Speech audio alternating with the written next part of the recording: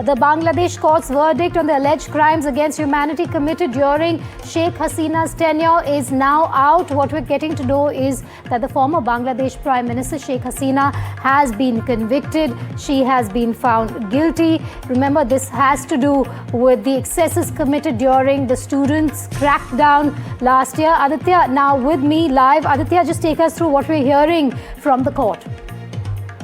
At this hour, former Prime Minister Sheikh Hasina has been convicted of the charges against humanity by the tribunal in Dhaka. Of course, Sheikh Hasina, in an exclusive interview with NDTV just a few hours ago, had said that this is completely sham, this is not democracy. Of course, Awami League has been banned as well. In fact, Sheikh Hasina in this exclusive interview had gone on to say that Muhammad Yunus, the chief advisor, had links and alignment with terror groups and radicals in his own cabinet. So the big verdict coming, even as we break these details on NDTV right now, we are witnessing the reading out of the verdict at the ICT Tribunal that is happening right now. If I can take you through what the tribunal is saying.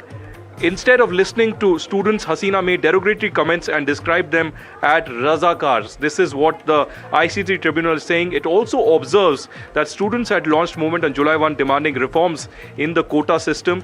Apart from that, we are also hearing that the tribunal says accused Hasina was ordered to be restrained from making contemptuous remarks by this tribunal, but she went on to give interviews. In fact, the final portion of the verdict is being read out even as we speak right now. We are waiting on the exact, the quantum of the verdict that will come, whether Sheikh Hasina will get a death sentence or a life sentence, or there will be a different kind of a verdict that really comes out. But these are breaking developments. First on NDTV, on a day when the former Prime Minister Sheikh Hasina has broken her silence in an exclusive interview with the NDTV. Now the ICT Tribunal giving out a big verdict. In fact, now I can take you with more details that are just trickling in.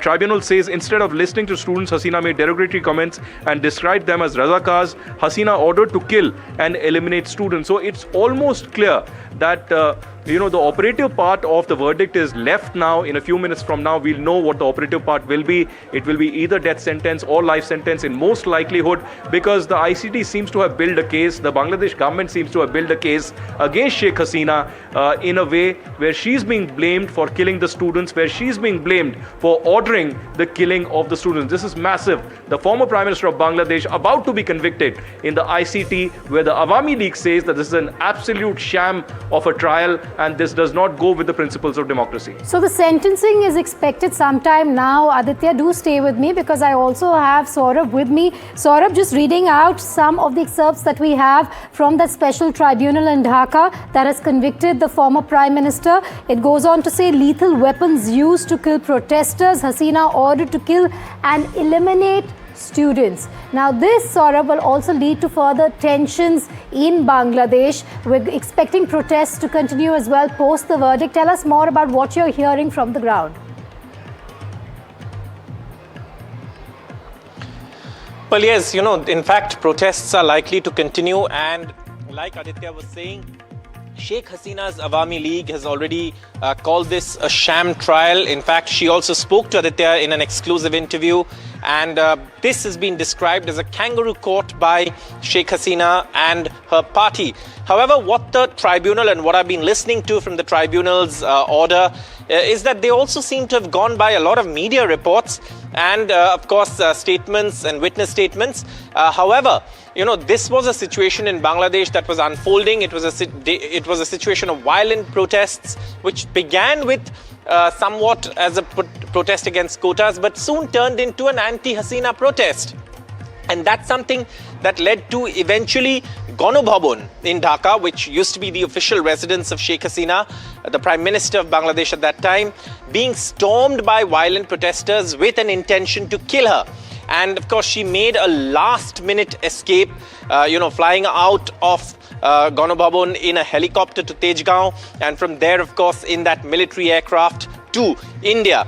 And that, of course, she came to India. But, in this, what the tribunal seems to be saying is that Hasina didn't pay heed to the demands of the protesters. However, there is, of course, also statements from Sheikh Hasina at that time saying, that this is a court order. Remember that court order on really what happened as far as the quota is concerned and what is this quota and who are Razakars.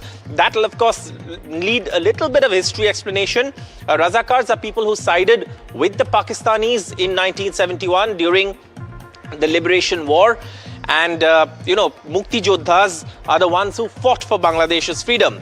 And at that time, of course, this had become, a sort of war between Mukti Jodhas and Razakars. And Razakars are seen as people who've betrayed the cause of Bangladesh. And, that is something that the ICT seems to have found her guilty of, at least as far as the observations that have been announced so far go. And the ICT is, of course, pronouncing its verdict as we speak.